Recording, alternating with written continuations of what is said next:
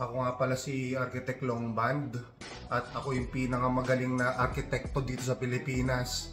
Ako yung Frank Gehry ng Pinas.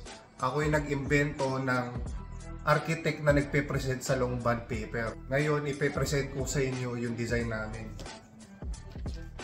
Ito yung front perspective ng project natin. Nasa Longband paper yan. Yan, nakikita nyo ba yan? Ang lupit, di ba? Kasi ako yung pinakamagaling na architect dito sa Pilipinas.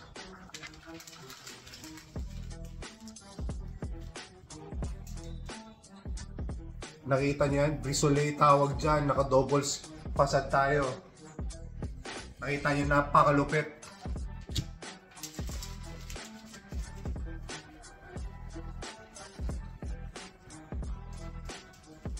Kita niyo yan? Ang lupit oh. Yan yung gate oh. Kasi yung pedestrian. At yung second floor natin.